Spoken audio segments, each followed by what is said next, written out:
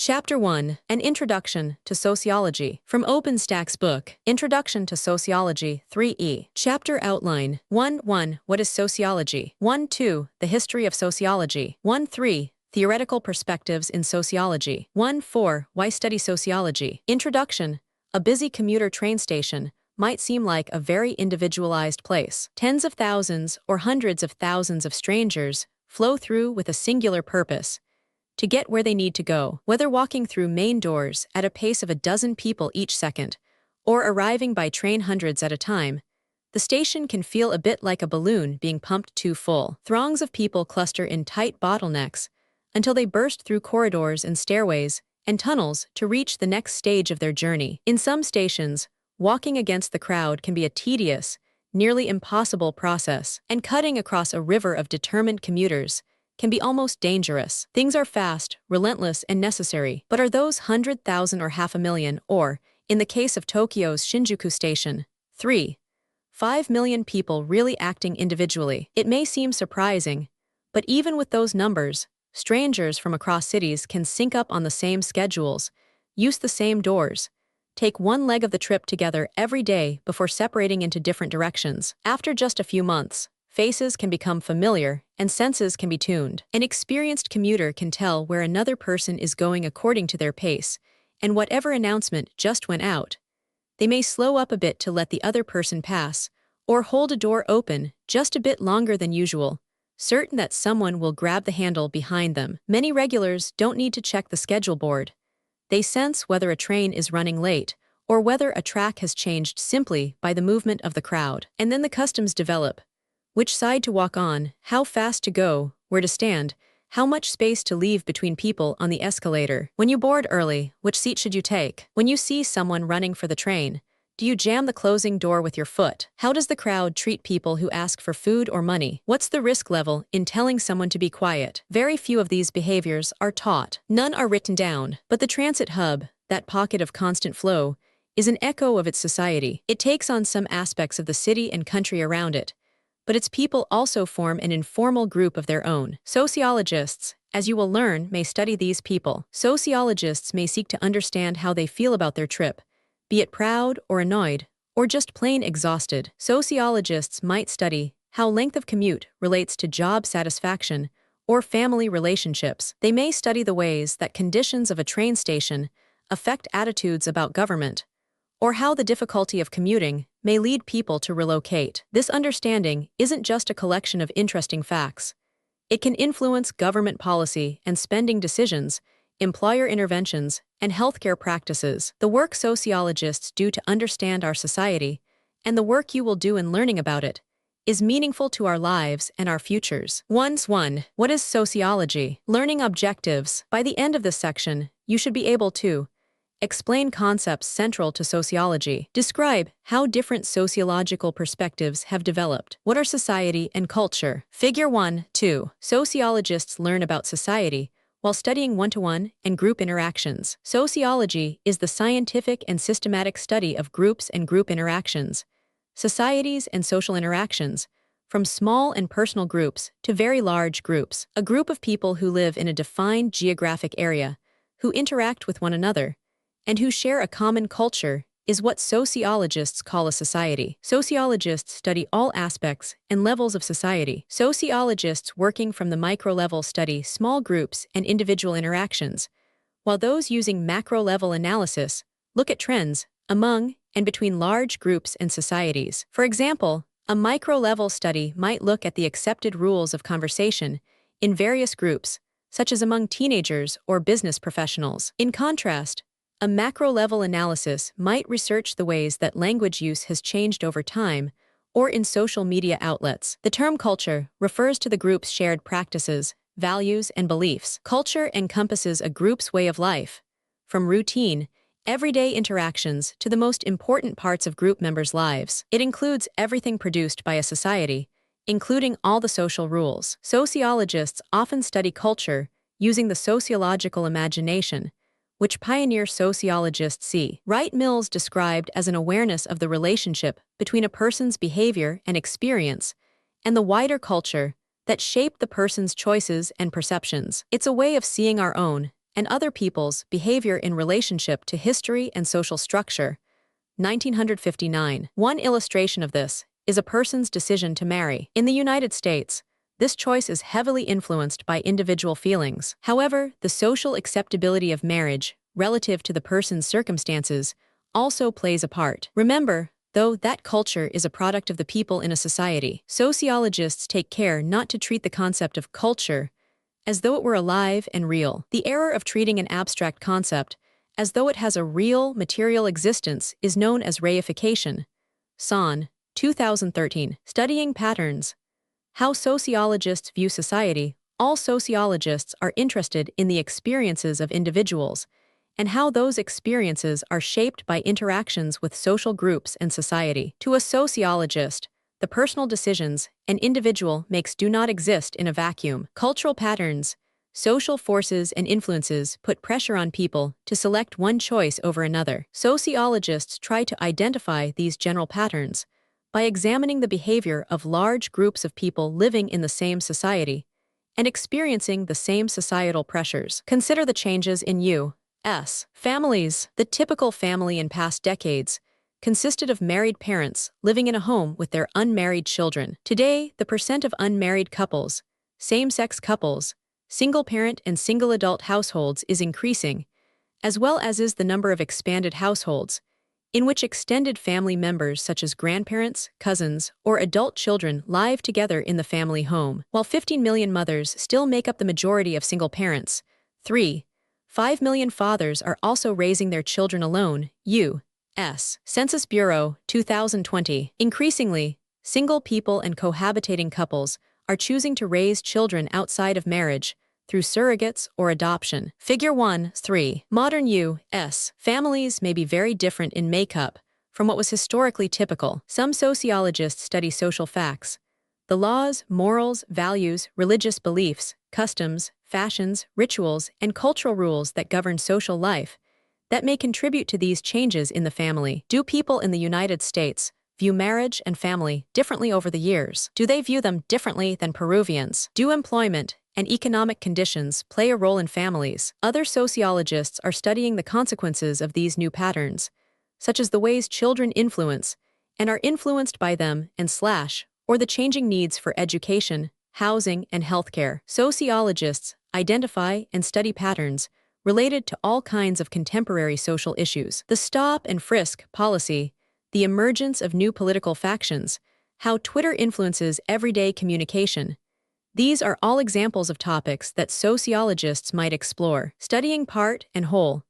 How sociologists view social structures. A key component of the sociological perspective is the idea that the individual and society are inseparable. It is impossible to study one without the other. German sociologist Norbert Elias called the process of simultaneously analyzing the behavior of individuals and the society that shapes that behavior figuration. Consider religion. While people experience religion in a distinctly individual manner, religion exists in a larger social context as a social institution. For instance, an individual's religious practice may be influenced by what government dictates, holidays, teachers, places of worship, rituals, and so on. These influences underscore the important relationship between individual practices of religion and social pressures that influence that religious experience. Elias, 1978. In simpler terms, figuration means that as one analyzes the social institutions in a society, the individuals using that institution in any fashion need to be figured into the analysis. Sociology in the real world. Individual-society connections. When sociologist Nathan Kearns spoke to his friend Ashley, a pseudonym, about the move she and her partner had made from an urban center to a small Midwestern town, he was curious about how the social pressures placed on a lesbian couple differed from one community to the other. Ashley said that in the city they had been accustomed to getting looks and hearing comments when she and her partner walked hand in hand. Otherwise, she felt that they were at least being tolerated. There had been little to no outright discrimination. Things changed when they moved to the small town for her partner's job. For the first time, Ashley found herself experiencing direct discrimination because of her sexual orientation. Some of it was particularly hurtful. Landlords would not rent to them. Ashley, who is a highly trained professional, had a great deal of difficulty finding a new job. When Nathan asked Ashley if she and her partner became discouraged or bitter about this new situation, Ashley said that rather than letting it get to them, they decided to do something about it. Ashley approached groups at a local college and several churches in the area. Together, they decided to form the town's first gay-straight alliance. The alliance has worked successfully to educate their community about same-sex couples. It also worked to raise awareness about the kinds of discrimination that Ashley and her partner experienced in the town and how those could be eliminated. The alliance has become a strong advocacy group, and it is working to attain equal rights for lesbian, gay, bisexual, and transgender, or LGBTQ individuals. Kearns observed that this is an excellent example of how negative social forces can result in a positive response from individuals to bring about social change. Kearns, 2011. 1-2. The History of Sociology. Learning Objectives. By the end of this section, you should be able to explain why sociology emerged when it did. Describe how sociology became a separate academic discipline. Figure 1. 4. People have been thinking like sociologists long before sociology became a distinct academic discipline. Plato and Aristotle, Confucius, Calden, Voltaire, and Mary Wollstonecraft set the stage for modern sociology. For millennia, people have been fascinated by the relationships between individuals and societies. Many topics studied by ancient philosophers in their desire to describe an ideal society are still studied in modern sociology, including theories of social conflict, economics, social cohesion, and power in a continued attempt to describe an ideal society. Hanoum, 2003. Although we are more familiar with Western philosophers like Plato and his student, Aristotle, Eastern philosophers also thought about social issues. Until recently, we have very few texts that are non-religious in nature that theorize about social life. From 4th century through the 19th century, the Catholic Church was the seat of power from today's Turkey in the East to Western and Northern Europe, including the British Isles. Only monks who were charged with rewriting holy texts by hand and the aristocracy were literate. Moreover, the Church consolidated power. In the year 800, Pope Leo Roman III named Charlemagne, the King of Francia, today's France, Belgium, Netherlands, and Germany, Emperor of the Holy Roman Empire, giving one individual control over most of Europe. Doing so gave the Catholic Church the power to maintain its own traditions, safeguard them from the influence of people practicing other religions. If any social patterns challenged any belief of the Church, those practitioners were massacred, burned at the stake, or labeled heretics. As a result, the records that we have are extremely subjective and do not offer an unbiased view of social practice. In the 13th century, Ma Tuanlin, a Chinese historian, was the first to record, in his seminal encyclopedia titled General Study of Literary Remains, the social dynamics underlying and generating historical development. In the 14th century, the Tunisian historian Ibn Khaldun, 1332–1406, set the foundation for both modern sociology and economics. Khaldun proposed a theory of social conflict and provided a comparison of nomadic and sedentary life, an analysis of political economy, and a study connecting a tribe's social cohesion to its capacity for power. Hanoum, 2003. Khaldun often challenged authorities. As sociologists continue to study and report on social issues and problems,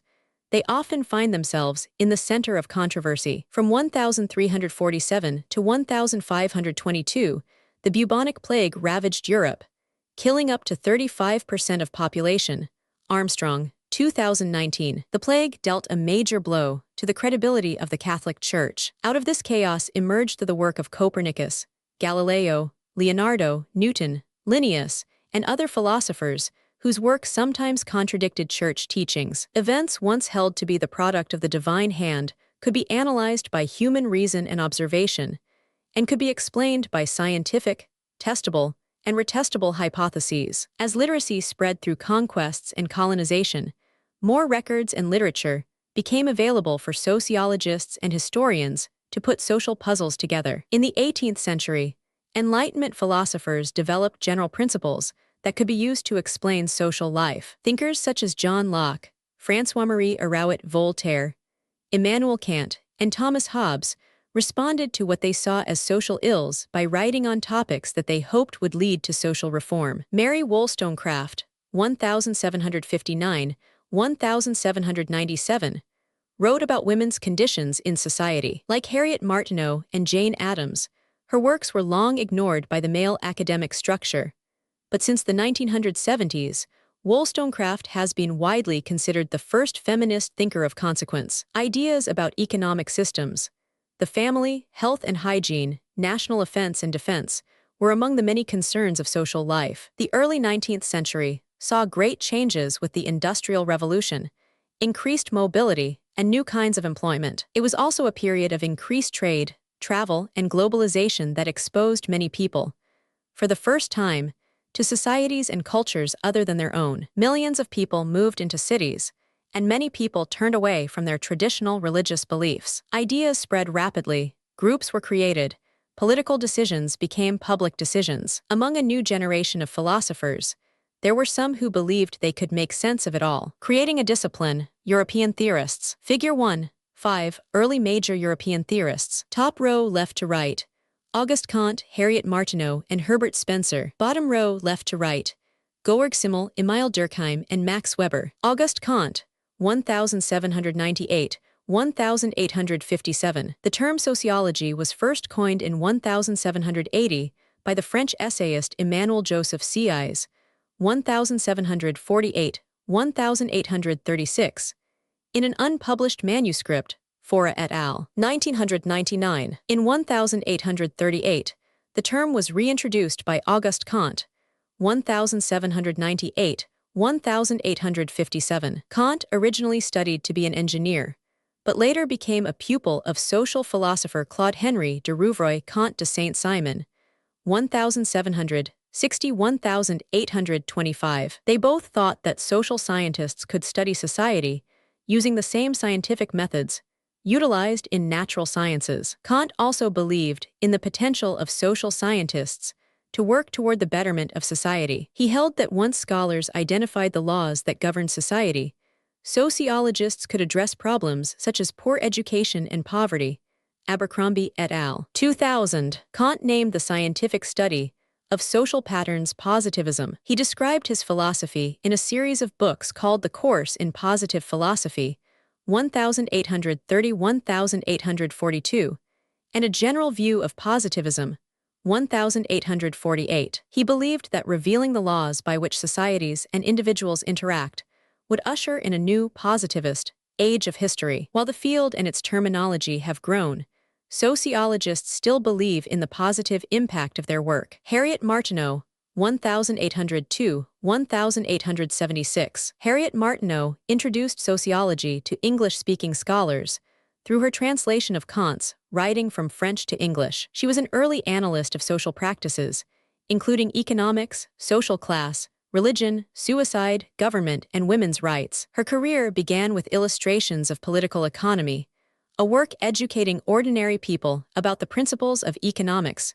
Johnson, 2003. She later developed the first systematic methodological international comparisons of social institutions in two of her most famous sociological works, Society in America, 1837, and Retrospect of Western Travel, 1838. Martineau found the workings of capitalism at odds with the professed moral principles of people in the United States. She pointed out the faults with the free enterprise system in which workers were exploited and impoverished, while business owners became wealthy. She further noted that the belief that all are created equal was inconsistent with the lack of women's rights. Much like Mary Wollstonecraft, Martineau was often discounted in her own time because academic sociology was a male-dominated profession. Karl Marx, 1818-1883. Karl Marx was a German philosopher and economist. In 1848, he and Friedrich Engels,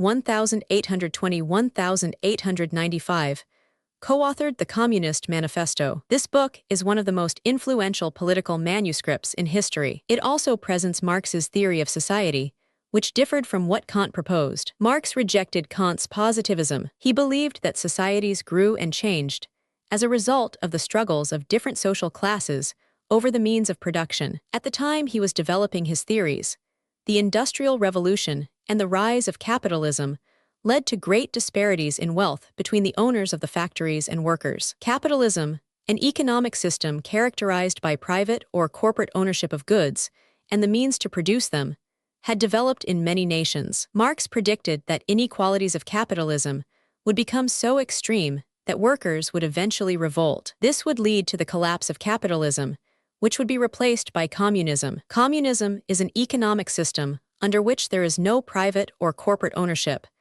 Everything is owned communally and distributed as needed. Marx believed that communism was a more equitable system than capitalism. While his economic predictions did not materialize in the time frame he predicted, Marx's idea that social conflict leads to change in society is still one of the major theories used in modern sociology. Herbert Spencer, 1820–1903. In 1873, the English philosopher Herbert Spencer published the Study of Sociology, the first book with the term sociology in the title. Spencer rejected much of Comte's philosophy, as well as Marx's theory of class struggle, and his support of communism. Instead, he favored a form of government that allowed market forces to control capitalism. His work influenced many early sociologists, including Émile Durkheim, 1858–1917. Spencer, using Charles Darwin's work as a comparison, said, "This survival of the fittest,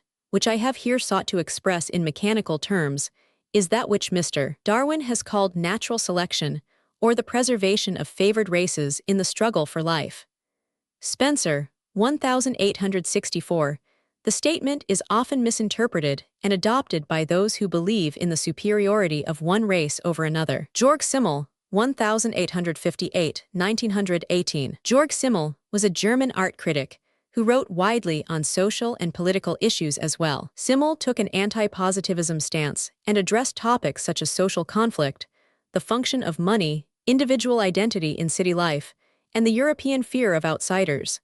Stapley, 2010. Much of his work focused on micro-level theories and analyzed the dynamics of two-person and three-person groups. His work also emphasized individual culture as the creative capacities of individuals. Ritzer and Goodman, 2004. Émile Durkheim, 1858–1917. Émile Durkheim helped establish sociology as a formal academic discipline by establishing the first European Department of Sociology at the University of Bordeaux in 1895, and by publishing his Rules of the Sociological Method in 1895. In Division of Labor in Society, 1893, Durkheim further laid out his theory on how societies transformed from a primitive state into a capitalist, industrial society. According to Durkheim, people rise to their proper levels in society based on merit. Durkheim believed that sociologists could study objective social facts. Poggi, 2000. He also believed that through such studies it would be possible to determine if a society was healthy or pathological. Healthy societies were stable, while pathological societies experienced a breakdown in social norms. In 1897, Durkheim attempted to demonstrate the effectiveness of his rules of social research when he published a work titled Suicide. Durkheim examined suicide statistics in different police districts to research differences between Catholic and Protestant communities. He attributed the differences to socio-religious forces rather than to individual or psychological causes. Max Weber, 1864–1920. Prominent sociologist Max Weber established a sociology department in Germany at the Ludwig Maximilians University of Munich in 1919. Weber wrote on many topics related to sociology, including political change in Russia and social forces that affect factory workers. He is known best for his 1904 book, The Protestant Ethic and the Spirit of Capitalism. The theory that Weber sets forth in this book is still controversial. Some believe that Weber argued that the beliefs of many Protestants, especially Calvinists, led to the rise of capitalism. Others interpret it as simply claiming that the ideologies of capitalism and Protestantism are complementary. Weber believed that it was difficult, if not impossible, to use standard scientific methods to accurately predict the behavior of groups, as some sociologists hoped to do. Weber argued that the influence of culture on human behavior had to be taken into account. This even applied to the researchers themselves, who should be aware of how their own cultural biases could influence their research. To deal with this problem, Weber and Wilhelm Dilthey introduced the concept of Verstehen, a German word that means to understand in a deep way. In seeking Verstehen, outside observers of a social world, an entire culture or a small setting, attempt to understand it from an insider's point of view. In The Nature of Social Action, Weber described sociology as striving to interpret the meaning of social action and thereby give a causal explanation of the way in which action proceeds and the effects it produces. He and other like-minded sociologists proposed a philosophy of anti-positivism, whereby social researchers would strive for subjectivity as they work to represent social processes, cultural norms, and societal values. This approach led to some research methods whose aim was not to generalize or predict, traditional in science, but to systematically gain an in-depth understanding of social worlds. The different approaches to research based on positivism or anti-positivism are often considered the foundation for the differences found today between quantitative sociology and qualitative sociology. Quantitative sociology uses statistical methods, such as surveys, with large numbers of participants. Researchers analyze data using statistical techniques to see if they can uncover patterns of human behavior. Qualitative sociology seeks to understand human behavior by learning about it through in-depth interviews, focus groups, and analysis of content sources,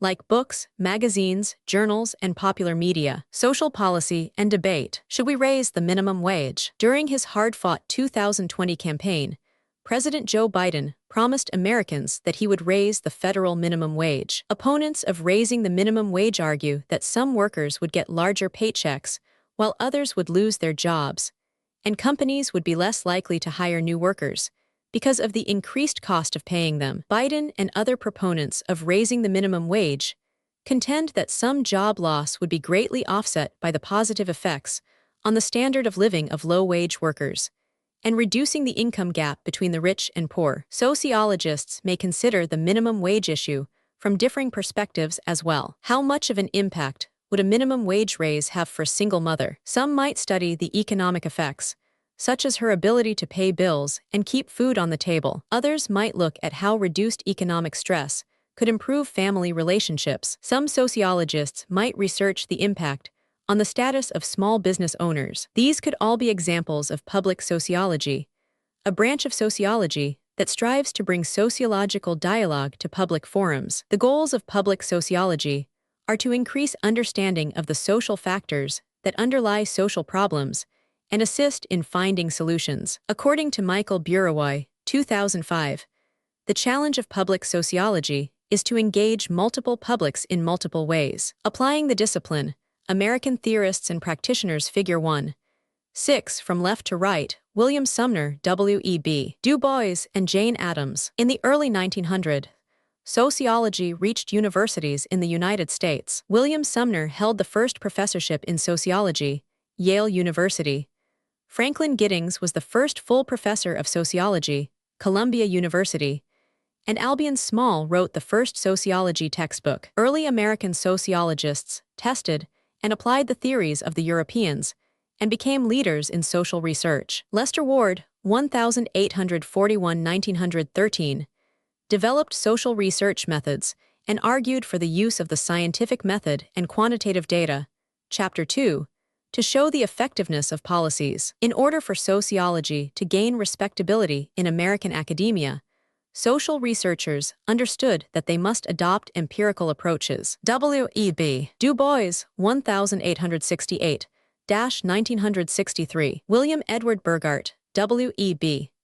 Du Bois, a Harvard-trained historian, pioneered the use of rigorous empirical methodology into sociology. His groundbreaking 1896–1897 study of the African American community in Philadelphia incorporated hundreds of interviews Du Bois conducted in order to document the familial and employment structures and assess the chief challenges of the community. These new, comprehensive research methods stood in stark contrast to the less scientific practices of the time, which Du Bois critiqued as being similar to doing research as if through the window of a moving car. His scientific approach became highly influential to entire schools of sociological study and is considered a forerunner to contemporary practices. Additionally, Du Bois' 1899 publication provided empirical evidence to challenge pseudo-scientific ideas of biological racism.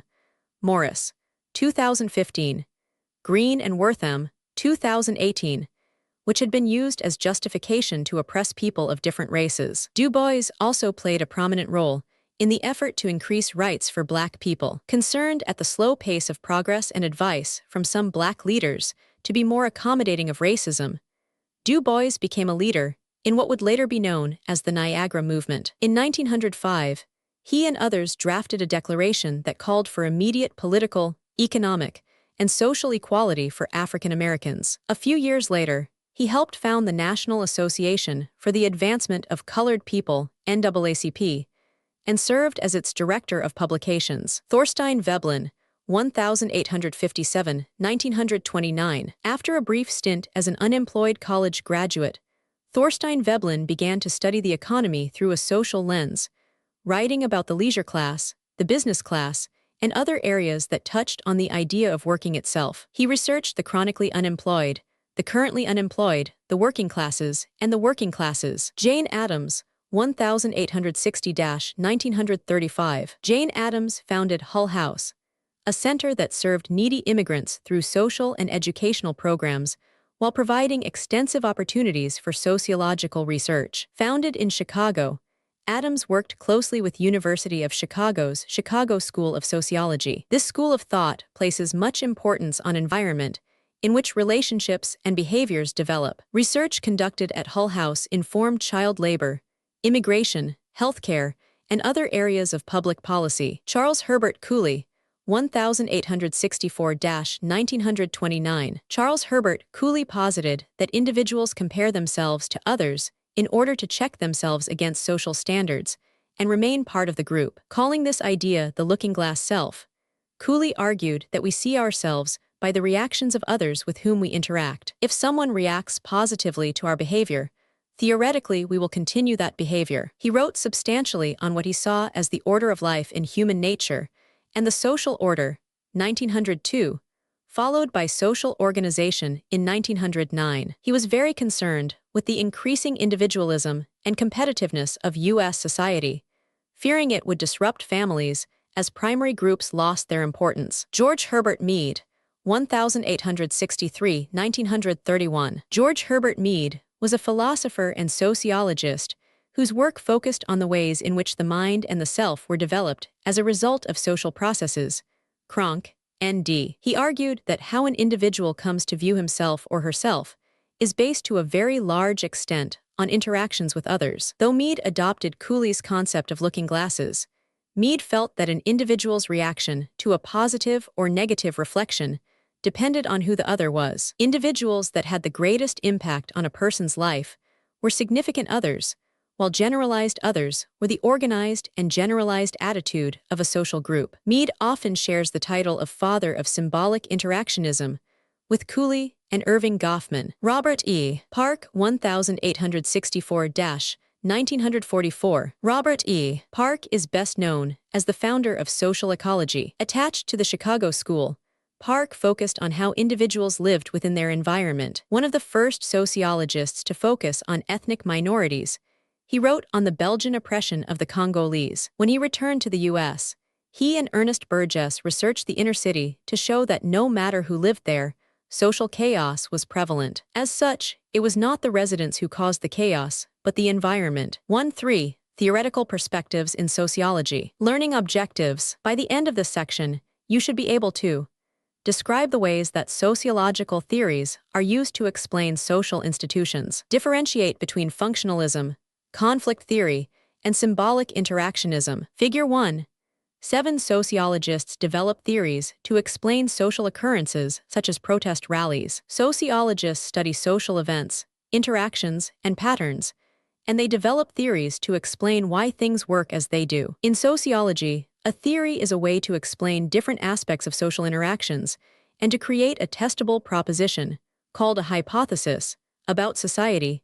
Allen, 2006. For example, although suicide is generally considered an individual phenomenon, Émile Durkheim was interested in studying the social factors that affect it. He studied social solidarity, social ties within a group, and hypothesized that differences in suicide rates might be explained by religious differences. Durkheim gathered a large amount of data about Europeans and found that Protestants were more likely to commit suicide than Catholics. His work supports the utility of theory in sociological research. Theories vary in scope, depending on the scale of the issues that they are meant to explain. Macro-level theories relate to large-scale issues and large groups of people, while micro-level theories look at very specific relationships between individuals or small groups. Grand theories attempt to explain large-scale relationships and answer fundamental questions such as why societies form and why they change. Sociological theory is constantly evolving and should never be considered complete. Classic sociological theories are still considered important and current,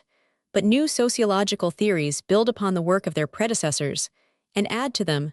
Calhoun, 2002. In sociology, a few theories provide broad perspectives that help explain many different aspects of social life, and these are called paradigms. Paradigms are philosophical and theoretical frameworks used within a discipline to formulate theories, generalizations, and the experiments performed in support of them. Three paradigms have come to dominate sociological thinking because they provide useful explanations: structural functionalism, conflict theory, and symbolic interactionism. Table 1. 1. Sociological theories or perspectives. Different sociological perspectives enable sociologists to view social issues through a variety of useful lenses. Sociological theories/paradigms. Level of analysis. Focus. Analogies. Questions that might be asked. Structural functionalism. Macro or mid. The way each part of society functions together to contribute to the functioning of the whole. How each organ works to keep your body healthy or not. How does education work to transmit culture? Conflict theory. Macro. The way inequities and inequalities contribute to social, political, and power differences, and how they perpetuate power. The ones with the most toys wins, and they will change the rules to the games to keep winning. Does education transmit only the dominant certain cultures? Symbolic interactionism. Micro. The way one-on-one interactions and communications behave. What's it mean to be an X? How do students react to cultural messages in school? Functionalism. Functionalism, also called structural functional theory, sees society as a structure with interrelated parts, designed to meet the biological and social needs of the individuals in that society. Functionalism grew out of the writings of English philosopher and biologist Herbert Spencer, who saw similarities between society and the human body. He argued that just as the various organs of the body work together to keep the body functioning, the various parts of society work together to keep society functioning.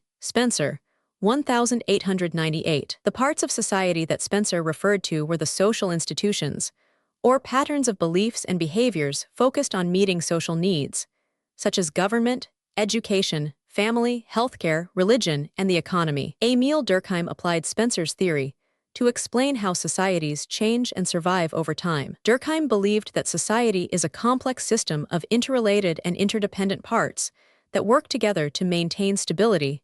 Durkheim, 1893, and that society is held together by shared values, languages, and symbols. He believed that to study society, a sociologist must look beyond individuals to social facts such as laws, morals, values, religious beliefs, customs, fashion, and rituals, which all serve to govern social life. Durkheim, 1895. Alfred Radcliffe Brown, 1881–1955. Define the function of any recurrent activity as the part it played in social life as a whole, and therefore the contribution it makes to social stability and continuity. Radcliffe Brown, 1952. In a healthy society, all parts work together to maintain stability, a state called dynamic equilibrium by later sociologists such as Parsons, 1961. Durkheim believed that individuals may make up society, but in order to study society, sociologists have to look beyond individuals to social facts.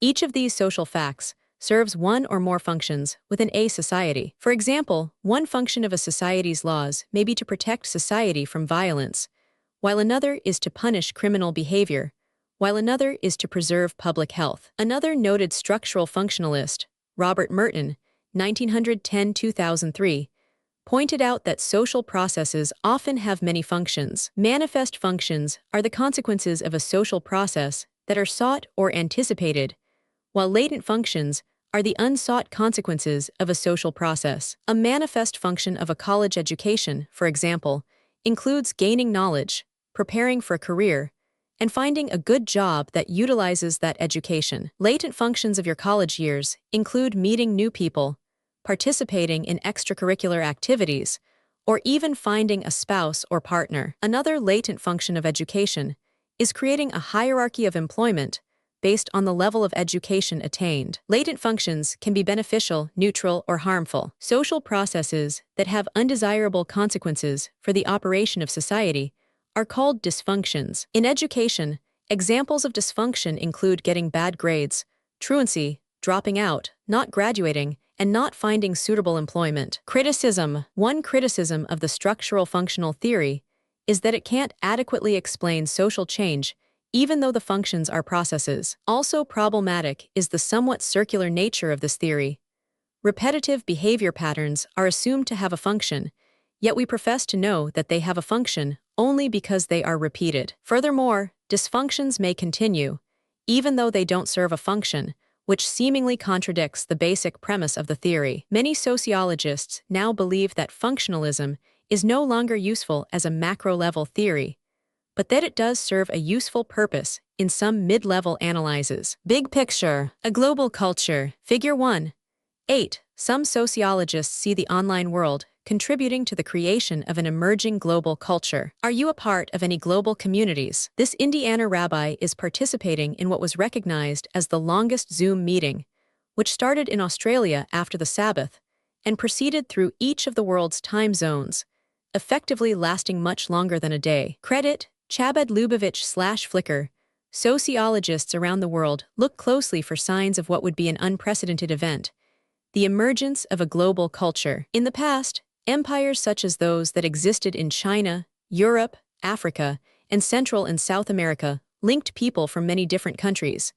But those people rarely became part of a common culture. They lived too far from each other, spoke different languages, practiced different religions, and traded few goods. Today, increases in communication, travel, and trade have made the world a much smaller place. More and more people are able to communicate with each other instantly, wherever they are located, by telephone, video, and text. They share movies, television shows, music, games, and information over the internet. Students can study with teachers and pupils from the other side of the globe. Governments find it harder to hide conditions inside their countries from the rest of the world. Sociologists research many different aspects of this potential global culture. Some explore the dynamics involved in the social interactions of global online communities, such as when members feel a closer kinship to other group members than to people residing in their own countries. Other sociologists study the impact this growing international culture has on smaller, less powerful local cultures. Yet other researchers explore how international markets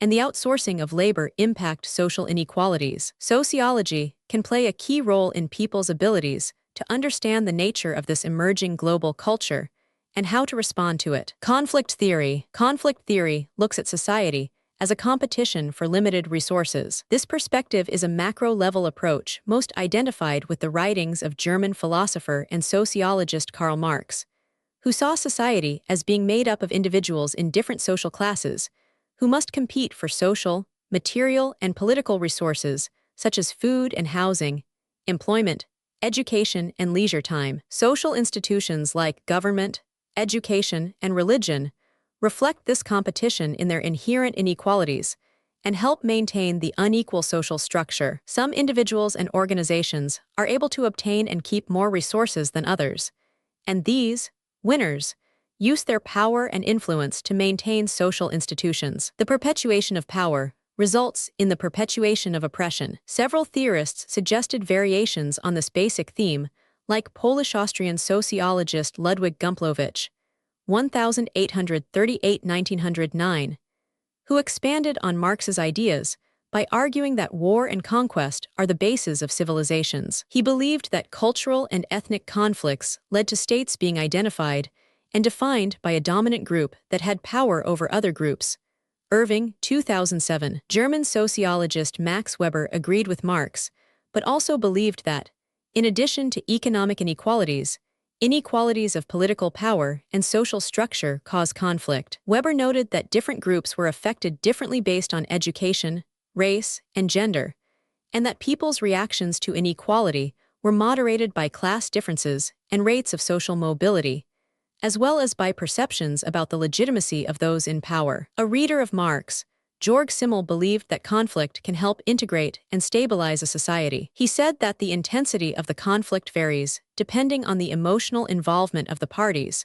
the degree of solidarity within the opposing groups, and the clarity and limited nature of the goals. Simmel also showed that groups work to create internal solidarity, centralize power, and reduce dissent. The stronger the bond, the weaker the discord. Resolving conflicts can reduce tension and hostility, and can pave the way for future agreements. In the 1930s and 1940s, German philosophers, known as the Frankfurt School, developed critical theory as an elaboration on Marxist principles. Critical theory is an expansion of conflict theory and is broader than just sociology, incorporating other social sciences and philosophy. A critical theory is a holistic theory and attempts to address structural issues causing inequality. It must explain what's wrong in current social reality, identify the people who can make changes, and provide practical goals for social transformation.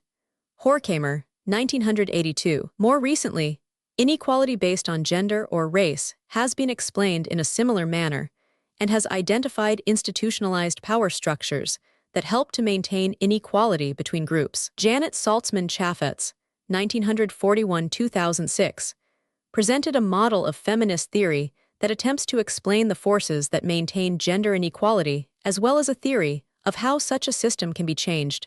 Turner, 2003. Similarly, critical race theory grew out of a critical analysis of race and racism from a legal point of view. Critical race theory looks at structural inequality based on white privilege and associated wealth, power, and prestige. Sociology in the real world. Farming and Locavores.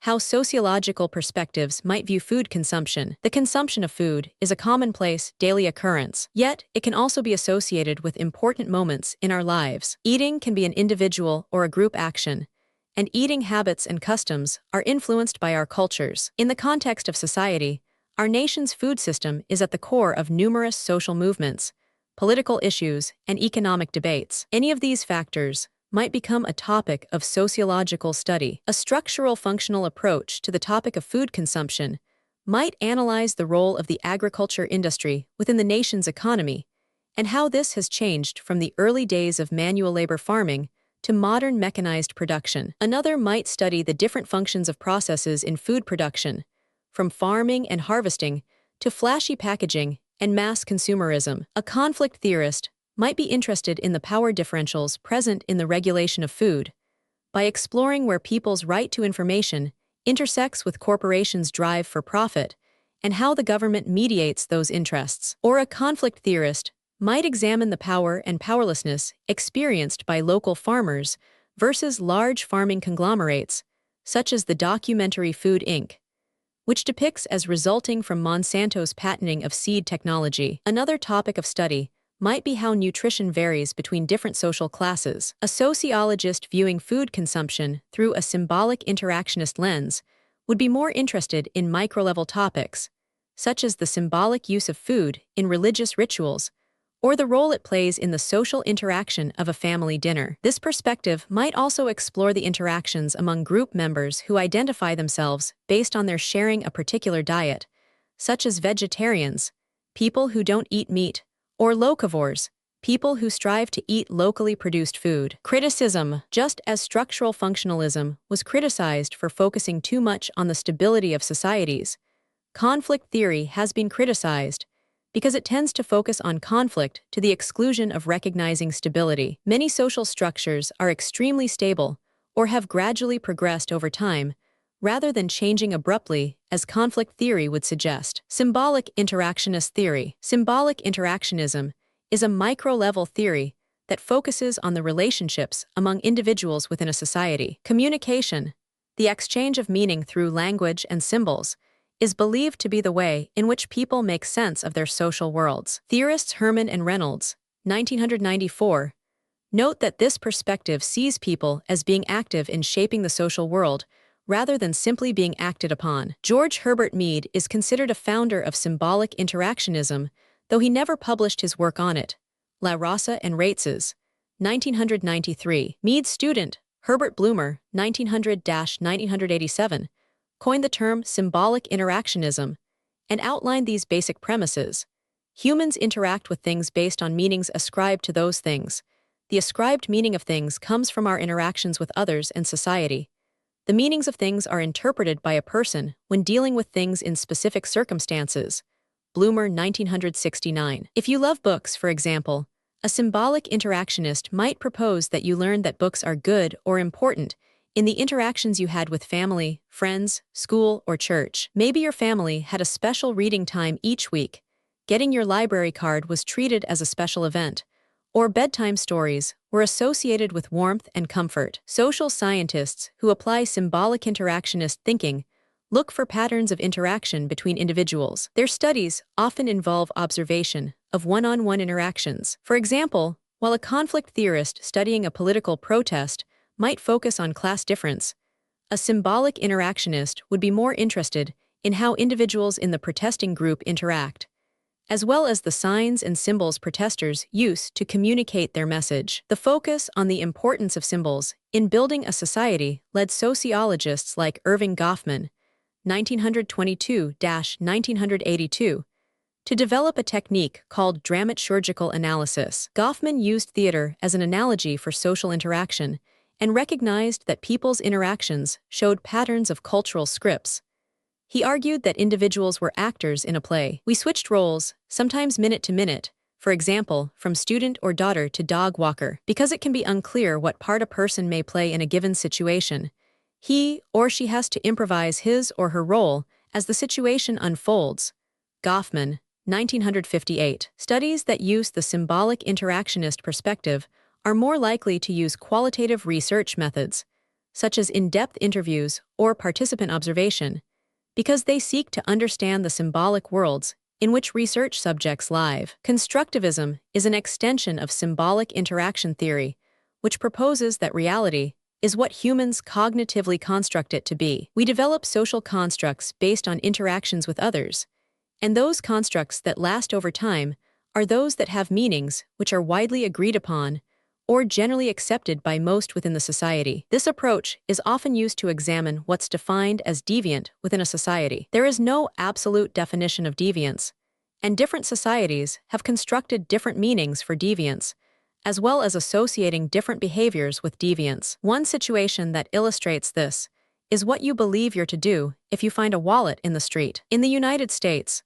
turning the wallet in to local authorities would be considered the appropriate action, and to keep the wallet would be seen as deviant. In contrast, many Eastern societies would consider it much more appropriate to keep the wallet and search for the owner yourself. Turning it over to someone else, even the authorities, would be considered deviant behavior. Criticism. Research done from this perspective is often scrutinized because of the difficulty of remaining objective. Others criticize the extremely narrow focus on symbolic interaction. Proponents, of course, consider this one of its greatest strengths. Sociological theory today. These three approaches still provide the main foundation of modern sociological theory, though they have evolved. Structural functionalism was a dominant force after World War II and until the 1960s and 1970s. At that time, sociologists began to feel that structural functionalism did not sufficiently explain the rapid social changes happening in the United States at that time. The women's movement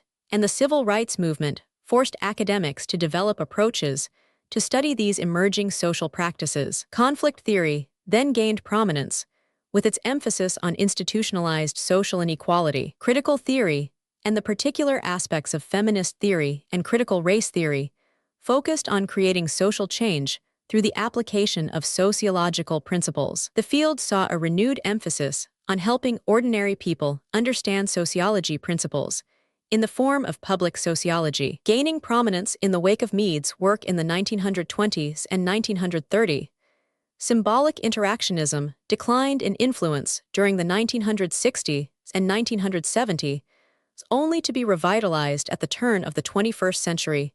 Stryker, 1987. Postmodern social theory developed in the 1980s to look at society through an entirely new lens, by rejecting previous macro-level attempts to explain social phenomena. Its growth in popularity coincides with the rise of constructivist views of symbolic interactionism. 1. For why study sociology? Learning objectives. By the end of this section, you should be able to explain why it is worthwhile to study sociology. Identify ways sociology is applied in the real world. Figure 1. 9. The research of Kenneth and Mamie Clark helped the Supreme Court decide to end separate but equal racial segregation in schools in the United States. Credit, University of Texas. When Elizabeth Eckford tried to enter Central High School in Little Rock, Arkansas, in September 1957, she was met by an angry crowd and was turned away by authorities. But she knew she had the law on her side. 3 years earlier, in the landmark Brown v.S. the Board of Education decision, the U.S. Supreme Court had overturned 21 state laws that allowed Black and white people to be taught in separate school systems as long as the school systems were equal.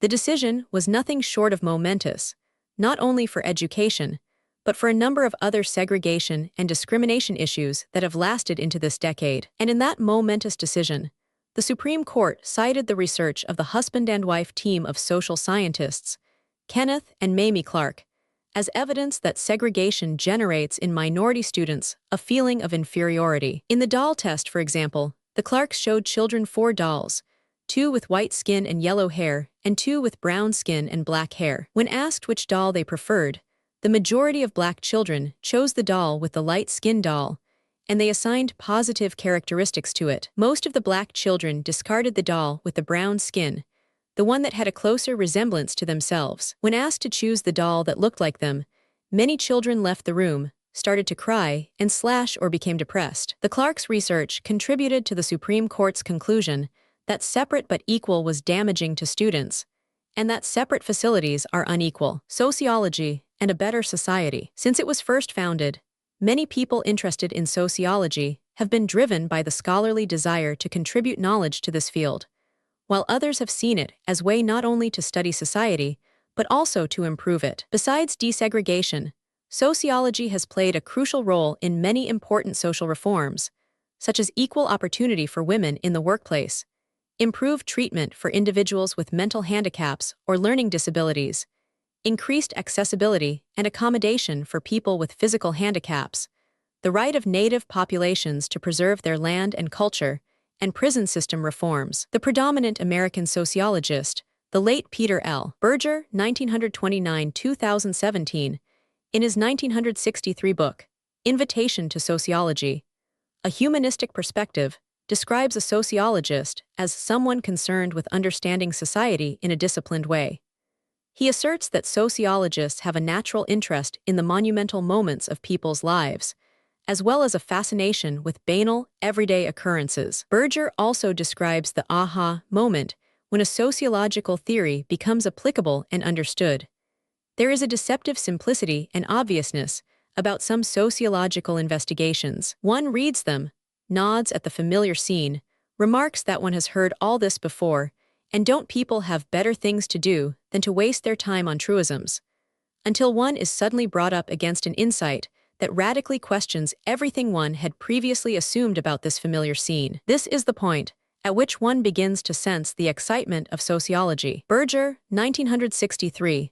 Sociology can be exciting because it teaches people ways to recognize how they fit into the world and how others perceive them. Looking at themselves and society from a sociological perspective helps people see where they connect to different groups based on the many different ways they classify themselves and how society classifies them in turn. It raises awareness of how those classifications, such as economic and status levels, education, ethnicity, or sexual orientation, affect perceptions. Sociology teaches people not to accept easy explanations. It teaches them a way to organize their thinking so that they can ask better questions and formulate better answers. It makes people more aware that there are many different kinds of people in the world who do not necessarily think the way they do. It increases their willingness and ability to try to see the world from other people's perspectives. This prepares them to live and work in an increasingly diverse and integrated world. Sociology in the workplace. Employers continue to seek people with what are called transferable skills. This means that they want to hire people whose knowledge and education can be applied in a variety of settings and whose skills will contribute to various tasks. Studying sociology can provide people with this wide knowledge and a skill set that can contribute to many workplaces, including an understanding of social systems and large bureaucracies, the ability to devise and carry out research projects to assess whether a program or policy is working, the ability to collect, read, and analyze statistical information from polls or surveys, the ability to recognize important differences in people's social, cultural, and economic backgrounds, skills in preparing reports and communicating complex ideas, and the capacity for critical thinking about social issues and problems that confront modern society. Department of Sociology, University of Alabama, Huntsville. Sociology prepares people for a wide variety of careers. Besides actually conducting social research or training others in the field, people who graduate from college with a degree in sociology are hired by government agencies and corporations in fields such as social services, counseling, e.g., family planning, career, substance abuse, community planning, health services, marketing, market research, and human resources. Even a small amount of training in sociology can be an asset in careers like sales, public relations, journalism, teaching, law, and criminal justice. Sociology in the real world. Social networking consequences. You've probably heard a cautionary story that goes something like this.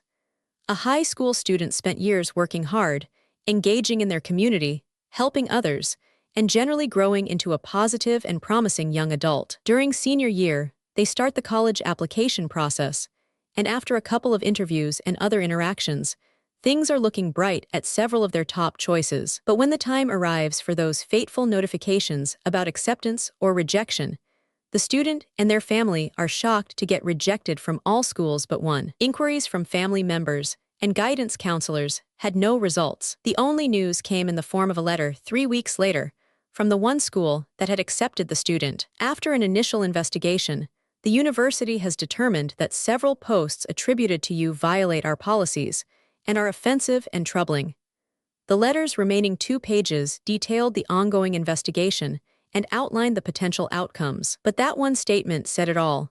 The student had posted something offensive on social media, and their prospective colleges had found it. 2 years earlier, at the beginning of sophomore year, the student had posted 2 comments and a meme that mocked a classmate who had been assaulted at a party. Even thought the student had removed them within a few days. The posts lived on in other forums and on a few friends' pages. There was also the possibility that someone had screen-grabbed them. While social media posts are protected forms of speech in relation to the government, colleges can review them as they evaluate applicants. Employers can do the same, as can romantic partners or even volunteer organizations. You may believe that a 15-year-old's social media comments should not impact them years later, or you may feel that someone who jokes about assault may be a risk to commit a similar act or fail to stop or report one. Sociologists may consider all of those assumptions and may seek answers or information through research to uncover the impacts, risks, tendencies, and outcomes on the different groups involved. For example, a sociologist might work to discover answers to the following questions.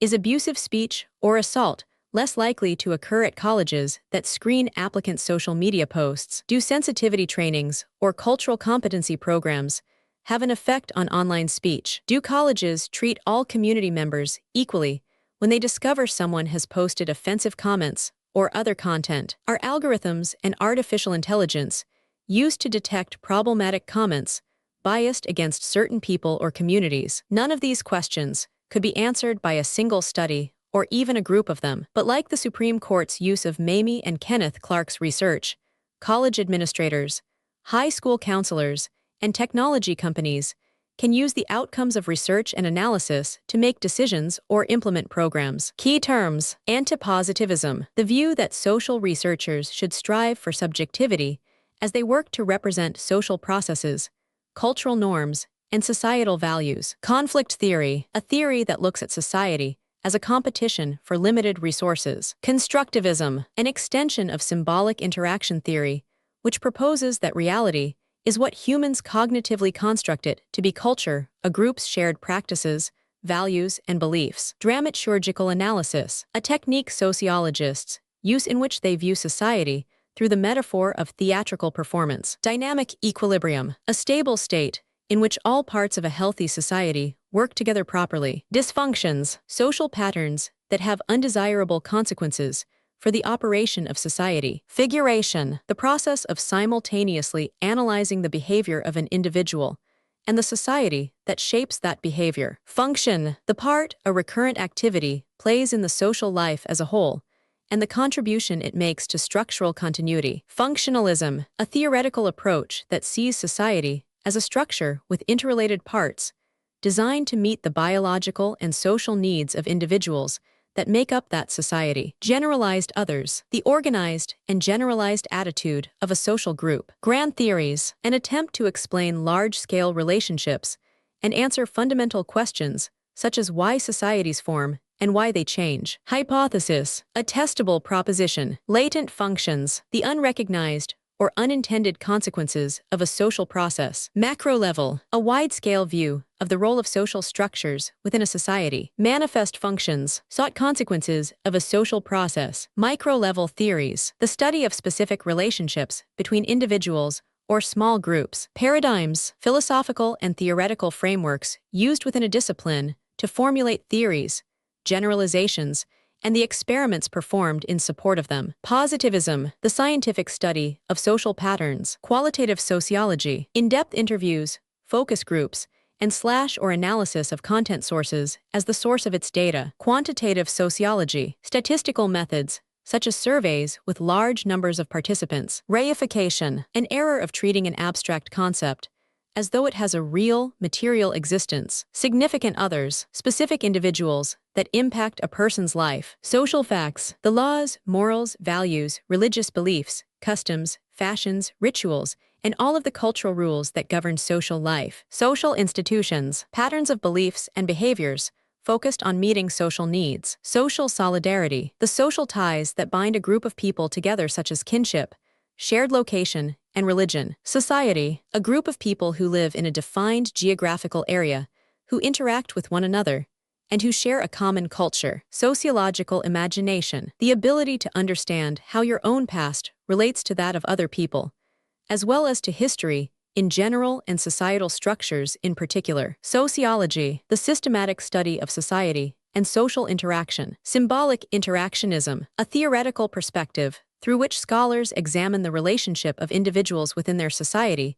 by studying their communication, language, and symbols. Theory, a proposed explanation about social interactions or society. Verstehen, a German word that means to understand in a deep way. Section summary. 1. What is sociology? Sociology is the systematic and scientific study of society and social interaction. In order to carry out their studies, sociologists identify cultural patterns and social forces and determine how they affect individuals and groups. They also develop ways to apply their findings to the real world.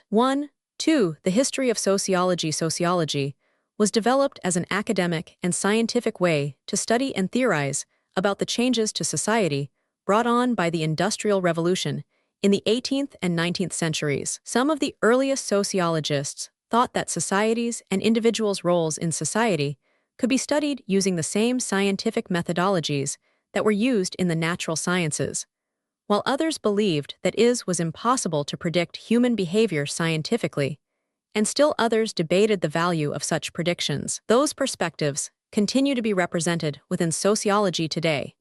3 theoretical perspectives in sociology. Sociologists develop theories to explain social events, interactions, and patterns. A theory is a proposed explanation of those social interactions. Theories have different scales. Macro-level theories, such as structural functionalism and conflict theory, attempt to explain how societies operate as a whole. Micro-level theories, such as symbolic interactionism, focus on interactions between individuals. 4. Why study sociology? Studying sociology is beneficial both for the individual and for society. By studying sociology, people learn how to think critically about social issues and problems that confront our society. The study of sociology enriches students' lives and prepares them for careers in an increasingly diverse world. Society benefits because people with sociological training are better prepared to make informed decisions about social issues and take effective action to deal with them.